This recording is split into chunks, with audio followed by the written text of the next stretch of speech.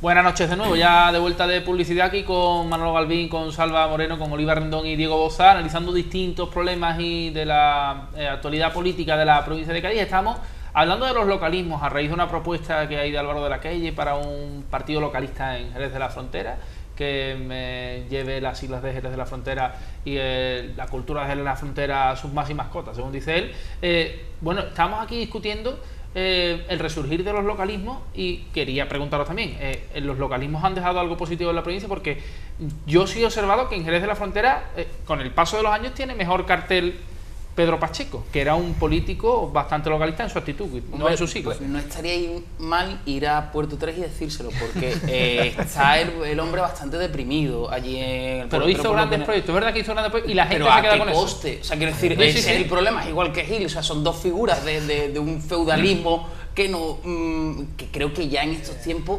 hemos vivido demasiado tiempo con los ojos vendados con este tipo de políticas municipales y ya no se pueden practicar como se practicaban. Y de hecho yo creo que, bueno, él, su sucesora han estado en prisión, la sucesora de su sucesora también estuvo encausada, por lo tanto hay un problema. Hombre, los localismos es que, mira, os cuento una cuestión muy concreta. La Facultad de Derecho de la Universidad de Cádiz en Jerez está recogiendo firmas porque el año pasado la fiesta de la Merced cayó en sábado.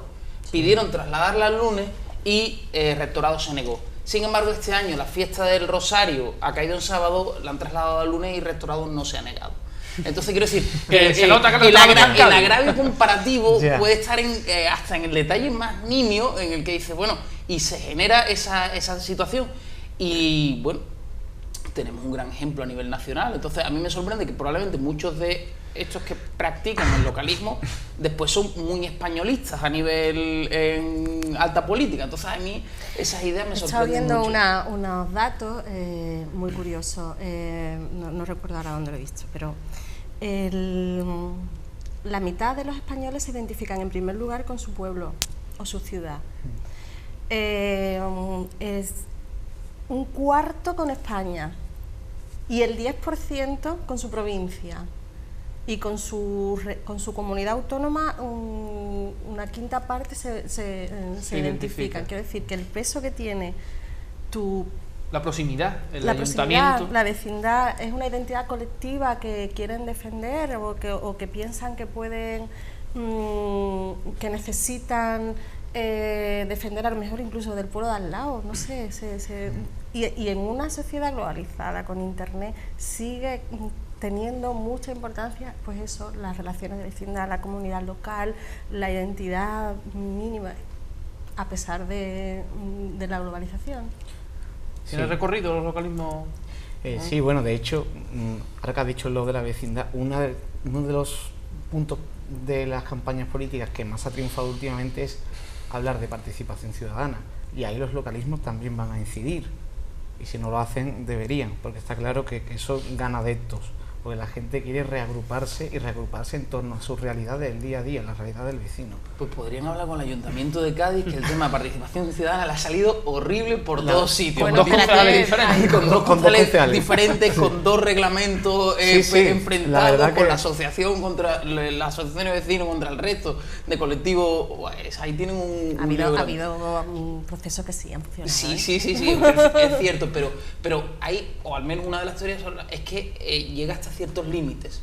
Es que es complicado, es que es muy complicado, es que al final luego es muy difícil que la gente salga de casa para acudir a una asamblea, a una reunión de este tipo, es muy difícil. Se trata al final de educación ciudadana. Tú das la oportunidad de hacerlo y luego muchas veces no responden tanta gente como piensas que van a hacerlo. Porque al final parte de la cuestión, o al menos una parte de la ciudadanía lo que ves, yo te elijo para que tú decidas, no para que me hagas a mí decidir, que es algo que a lo mejor de una teoría sí, pero yo eso lo he oído, por ejemplo, en CONIC, que se están trabajando mucho presupuestos participativos y todo demás, y una de las cosas que dice, no, yo quiero que tú decidas, no que decida yo. Vale, yo decido, pero a ver tú qué propones, ¿no? Claro, es que los programas electorales se supone que estaban para exactamente. eso, pero los programas electorales ni a lo que voy es que quizás por ahí entonces falta educación ciudadana y política, ¿no? Y entonces no es votar cada 4 años a tu partido, es que ese partido esté en continuo diálogo contigo. O sea, es como una especie de examen cada 6 meses o cada el tiempo que sea, que decir, vamos a ver, ¿qué estáis haciendo hasta ahora por nosotros? Que te hemos votado por esto. No sé. Entonces... Busca quizás esa cercanía y también yo creo que se mezclan dos corrientes. Una es la identidad política, la gente que quizás recurre a los localismos, que no tiene una identidad política definida en los grandes partidos nacionales y se lanza a los localismos. Pero por otra parte, como decía Diego, hay muchas personas que esa identidad política la tienen y entienden el voto una vez cada 4 años, no quieren participar de esa política. En cuanto a la gente que da el paso adelante y decide representar a su pueblo, representar al alcalde, que además tiene que ser un trabajo, imagino que ilusionante, bonito, pero tiene que ser un trabajo muy intenso, tal. Yo creo que hay gente que lo hace realmente porque quiere a su pueblo y quiere hacer cosas por su pueblo, y creo que también hay gente que lo hace para aprovecharse. El saber distinguir dónde están unos y dónde están otros es lo complicado. Porque en una campaña electoral es muy difícil. Eso te va a decir que lo malo es que te das cuenta una vez que la has votado ya claro. y después lo descubres verdaderamente cómo es. Es un aspecto, el resurgir de los localismos que puede tocar en la provincia de Cádiz. Citamos un ejemplo, porque ahí sí se puede, que se englobaba en Podemos, porque ahí sí se puede, que ha tenido críticas de la Asociación Pro Derechos Humanos de Andalucía esta semana por la gestión que está haciendo del área de asuntos sociales, que paradójicamente era una de las áreas en las que había puesto sus miras para mejorar, pues con más vehemencia. De hecho, uno de los comentarios que hacía en 8 Televisión hace poco decía que, en mi opinión, que el partido de Podemos en Cádiz está apoyando su gestión sobre valores tradicionalmente pues más sugeridos a la derecha, como es la gestión económica, básicamente, eso es lo que está apoyando la gestión. Y es verdad que teniendo el talón de Aquiles en la sensibilidad social y en asuntos sociales. Quiero preguntarle a Diego Boza, porque pertenece a la Asociación Pro Derechos Humanos de Andalucía, que es la que ha emitido un durísimo comunicado analizando la gestión de asuntos sociales. Parte de un error de diagnóstico, creo, el equipo de gobierno del Ayuntamiento de Cádiz. ¿Hay capacidad de mejora tanto como ellos prometían en las elecciones municipales? ¿Es ese el error o es la gestión? Yo creo que el error es de gestión. O sea, la sensación es que si nosotros elegimos a políticos es porque pueden cambiar las cosas, y si un político se presenta es porque es capaz de cambiar las cosas. Si un político no es capaz de cambiar las cosas, se debe ir a su casa. Así es, yo al menos lo veo así. Ya no, aquí hablo como sujeto individual y no, bueno, sé lo que sé a través de la asociación porque colaboro con ella y porque en alguna ocasión la represento y sé cuál es la sensación. Y la sensación es que en estos 2 años no se ha avanzado en la solución del problema. Una solución que pasa, en primer lugar, y creo que hoy Ana Fernández salía con unas declaraciones que me parecen muy acertadas. Creo que gran parte de la responsabilidad está en el equipo de gobierno anterior, en que desmanteló los servicios sociales y en que eliminó una parte de los trabajadores que se dedicaban a esto. Pero claro, si un equipo de gobierno no tiene la capacidad personal o de modificar eso para revertir la situación, tiene que buscar soluciones. Lo que no puede ser es que la política social, que era uno de los bastiones, era uno de los... aquí se ha dicho en campaña que vivíamos en una situación de emergencia social, que yo comparto, porque en el último año 1 de cada 5 gaditanos ha sido atendido por los servicios sociales del ayuntamiento, 1 de cada 5 habitantes de la ciudad de Cádiz, que estamos hablando de un 20%, teniendo en cuenta lo que eso supone en relación a que hay mucha gente que no acude, etcétera. Estamos hablando de cifras de pobreza y exclusión muy altas. Por lo tanto, hace falta un plan de choque. Y 2 años, el plan de choque no se ha visto. Lo que se ve son colas tercermundistas en la calle Zaragoza. Y eso es lo que en ningún caso sería absolutamente criticable con un partido como el Partido Popular, que entendía los servicios sociales como caridad, y es criticable con un partido como, porque ahí sí se puede, que ha hecho de los servicios sociales su bandera. Y precisamente a estos hay que exigirles que cumplan con esa bandera. Y además de las colas, ¿en qué otra cosa consideras que fallan? Ha fallado. El servicio social es necesario reestructurarlo. Las colas no son, las colas no son colas porque las colas son colas para pedir una cita, sí. Para que te den una cita para pedir una cita. O sea, a las personas hay que hacerle ir 3 veces para que la atienda. Sí. Ya se cambió, ¿no? Bueno, está en cambio ahora, no sabemos cómo. Bueno, se ha cambiado 3 veces en el último tiempo. Entonces, no hay personal suficiente para la atención, no hay capacidad para asumir los problemas, no hay un cambio estructural. Entonces hay una serie de factores que son necesarios modificar, y que la parte más visible son esas colas, que además son colas de... estigmatizantes. Exactamente, colas de indignidad. O sea, es que hacer a personas que necesitan ayuda social, hacerle pasar una noche más con cámaras y demás, que es algo que además a ellos, bueno, pues que entiendo que hay mucha gente que no le agrada, para ir otro día, es volver a figuras que no son las que correspondían a alguien que se ha caracterizado, y que yo creo que lo hace que no es una pose. Yo en eso sí que reconozco que creo que el equipo de gobierno, el alcalde González Santos, Ana Fernández, todos creen realmente en la necesidad de solucionar la situación de los servicios sociales y ayudar a la ciudad de Cádiz. Pero creo que quizás no están bien asesorados dentro del propio funcionamiento de servicios sociales. Con una sede más, como quieren hacer ahora en Isabel la Católica, ¿se soluciona o con más? O es trasladar las colas, claro. No sé tampoco. Es dividirla. Si no dotas de personal, las personas que van a solicitar esa cita van a seguir siendo las mismas. A ver, es evidente que tienes que dotar, pero también es evidente que tienes cuatro sedes, y que elimina las colas, por lo menos. Cualquiera que sepa cómo funciona Cádiz sabe que gran parte de la pobreza, de la exclusión, de las necesidades sociales están en el centro. Entonces, a lo mejor tienes que dotar de más personal, eso es esencial. Pero eso tampoco es sencillo en un ayuntamiento. Es a lo que iba la maquinaria burocrática para las plazas, para convocar. Es verdad, es lenta. Y además, también en la propuesta de Por Cádiz Si Se Puede, las últimas elecciones municipales, bueno, esta situación de falta de personal ya se sabían.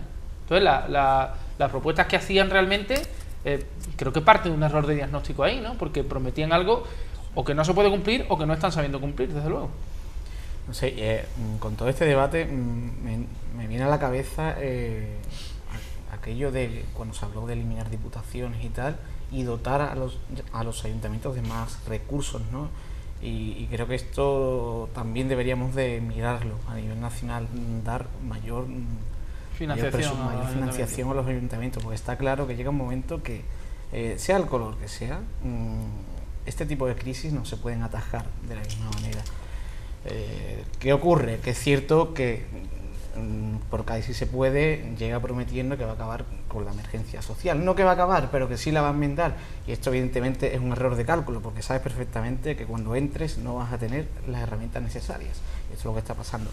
Yo creo que una de las soluciones está en la mejora de la financiación de los ayuntamientos. Pero bueno, para eso ya queda. Primero hay otros debates nacionales que... Yo creo que también ha tenido que ver ahí bastante, o por lo menos una parte, el tema de familia, de la concejalía de familia, que están unidas a asuntos sociales.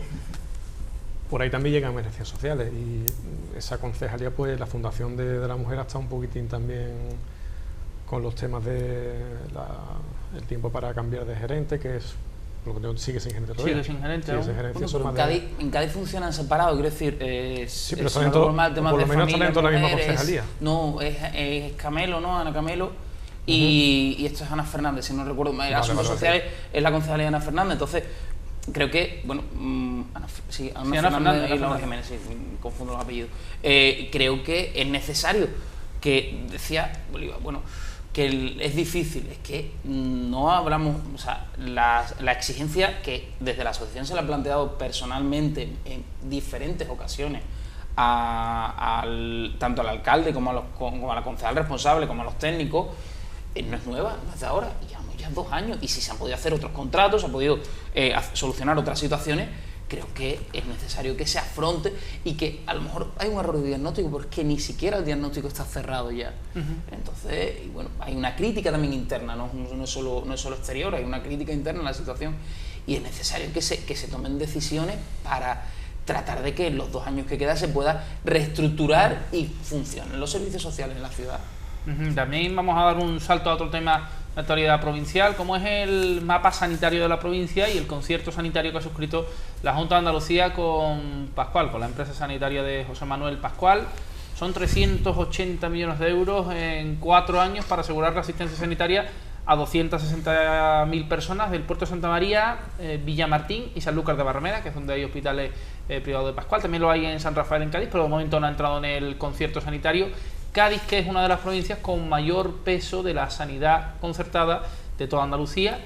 Quería preguntaros, ¿qué os parece esta postura del gobierno andaluz? Si es sostenible y si creéis que debe ir trabajando en otra línea, en otro modelo sanitario para la provincia de Cádiz, por los réditos que haya dado este. Bueno, no sé, sí, yo misma. Evidentemente le ha sido rentable, si no, no hubiesen ampliado el concierto 4 años más, ¿no? La historia del SAS con el Grupo Pascual viene de muy atrás, ¿no? De hecho, reivindicaciones de trabajadores desde hace 20 años, ¿no? Periódicamente suele haber. Y viene de muy atrás porque la Junta de Andalucía necesitaba, en un momento dado, cuando en los años 80, estoy hablando hace muchos años ya, pero necesitaba infraestructuras para dar cabida a su programa de sanidad, ¿no? Una vez que asumió las competencias y todo. Entonces necesita infraestructuras y concertó con clínicas privadas. En el resto de Andalucía esos conciertos se produjeron, pero luego cesaron, menos en Cádiz, que siguieron adelante, ¿no? ¿Por qué? Pues quizás por la complejidad de Cádiz, de lo mismo volvemos a decir, de las sierras, de no sé cuánto. El caso es que ha habido consejeros de salud de la Junta que los han apoyado más, otros menos, en algunas etapas se les ha dado más cariño, en otras menos, en fin, ha habido de todo un poco durante todos estos años, y llega un momento en que yo creo que a la Junta les resulta más barato y más cómodo seguir haciéndolo, porque no puede dejar desabastecida a 260.000 personas que creo que cubre Pascual en la provincia de Cádiz, de un día para otro, no puede. Entonces es complicado, es verdad que es un tema que viene de muy atrás, que igual, pero realmente yo creo que a los dos les ha beneficiado.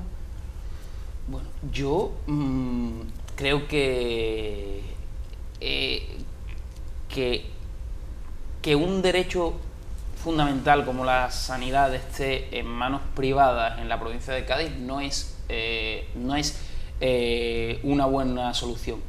Y en este caso, además, es peor solución cuando lo hace un partido que presume precisamente de mis colegios y mis hospitales, ¿no? Como le gusta decir a Susana Díaz, mis colegios y mis hospitales. Pues resulta que sus hospitales no son suyos, son del señor Pascual. Bueno, algunos, la mayoría sí son suyos. Sí, pero en la provincia de Cádiz, en concreto en la provincia de Cádiz, quiero decir, la mayor concentración de hospitales concertados se da en la provincia de Cádiz. Sí. De hecho, creo que aquí tenemos... ¿Y por qué? Creo que tú has dado la indicación. En determinados momentos, en núcleos poblacionales donde era necesario, Pascual adelanta la solución, se anticipa y monta el hospital. Y una vez que monta el hospital, crea la necesidad. Es decir, oiga, ¿y por qué van a ir ustedes del puerto a Puerto Real cuando yo tengo el hospital aquí en el puerto? Al crear esa necesidad se genera la situación. ¿Y por qué? ¿Y por qué?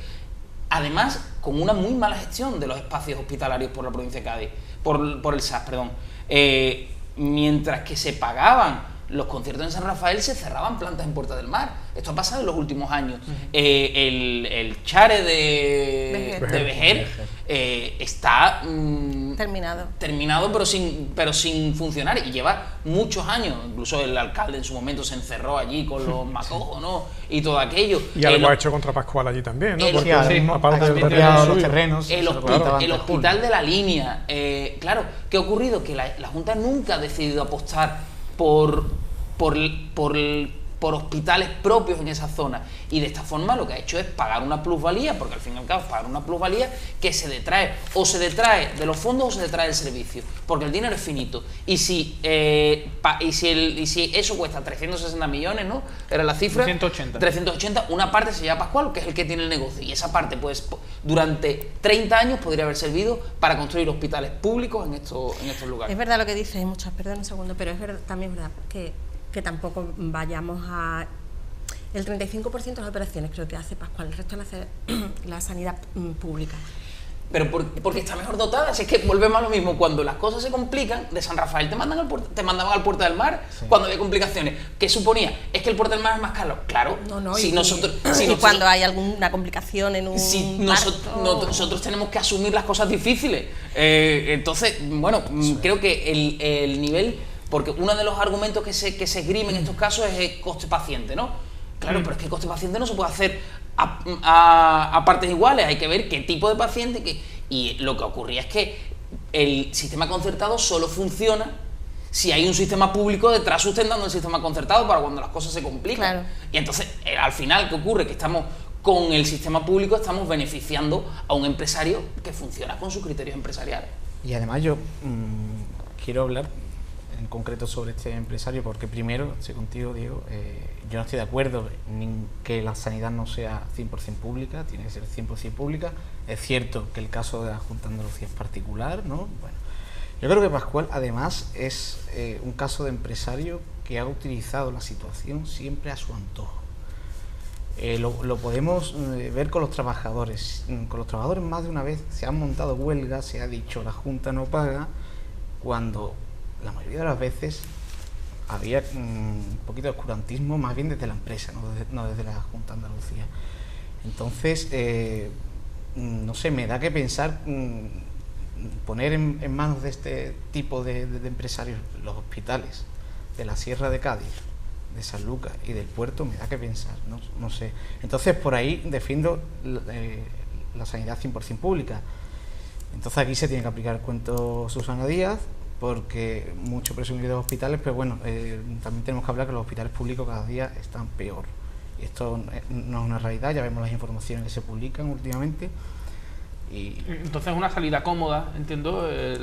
Ahora hombre, mismo yo creo lo que decía Diego, que este hombre actuó como buen empresario. Digo, aquí está, voy a poner la necesidad. Claro. Solo se le fastidió en Córdoba, no sé si os acordáis de ese caso, hicieron lo mismo, construyeron un hospital en Córdoba, estaba entonces el consejero Francisco Vallejo, y para hacer eso, ese era el procedimiento, pero entonces la Junta no solamente no le concertó, sino que le construyó un hospital enfrente.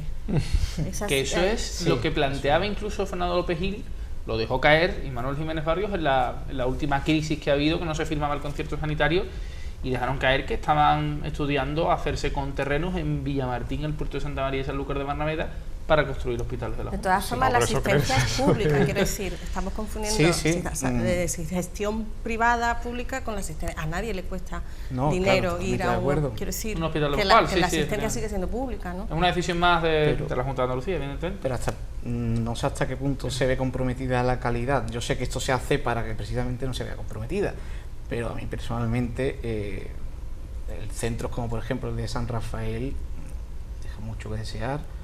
Y por no decir que ese espectáculo que se veía hasta hace poco, bueno, o sigue, hace mucho que no voy, con lo de las faldas y demás, eso es indigno, ¿no? Indigno, y hasta me parece que es de comedia, ¿no? Entonces yo no concibo.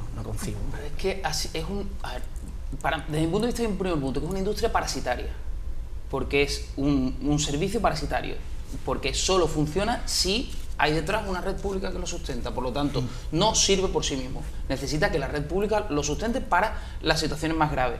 Es además un servicio que pone en cuestión, en algunos casos, la calidad de la dotación sanitaria. Bueno, pues por muchas cuestiones y además, en alguna situación, ha llevado a plantear el secuestro del servicio de salud.